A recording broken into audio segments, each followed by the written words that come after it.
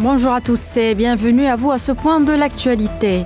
Le ministre algérien des Affaires étrangères, Ahmed Attaf, a pris part au siège de l'Organisation des Nations Unies à une séance de débat de haut niveau de l'Assemblée générale sur la réalisation des objectifs de la décennie de l'énergie durable et ce au terme de la visite de travail qu'il effectue à New York.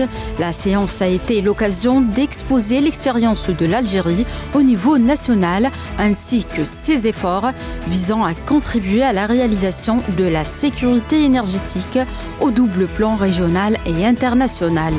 De hauts responsables de l'ONU ont alerté devant le Conseil de sécurité sur les risques d'un nouveau front au Soudan autour du contrôle de la ville d'El Fashir au Darfour, où la population est déjà au bord de la famine après un an de conflit meurtrier entre les forces armées et les forces de soutien rapide. Le pays vit une crise gigantesque entièrement créée par l'homme, a dénoncé la sous-secrétaire générale de l'ONU pour les affaires politiques, Rosemary DiCarlo. Le ministre russe des Affaires étrangères, Sergei Lavrov, a déclaré hier lors d'une interview accordée aux médias que les forces russes ne cesseraient pas le combat durant d'éventuelles négociations sur la résolution du conflit ukrainien. Il a également souligné l'absence de confiance des autorités russes dans la parole de Kiev. Je cite: « Nous sommes absolument sûrs qu'il faut continuer cette opération militaire spéciale. La Russie demeurait ouverte aux pourparlers. Ce ne sont pas des paroles creuses », a insisté à cet égard Sergei Lavrov en estimant que les discussions avec Zelensky étaient privées de sens. Au Moyen-Orient et en Irak, une frappe aérienne a fait plusieurs victimes sur une base militaire de la province de Babylone.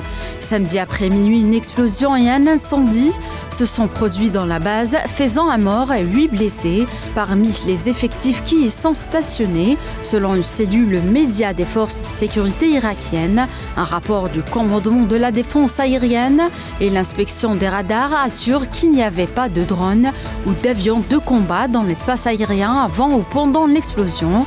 Le commandement militaire américain pour le Moyen-Orient a lui annoncé par la suite sur la plateforme X que les États-Unis n'ont pas mené de frappes aériennes en Irak.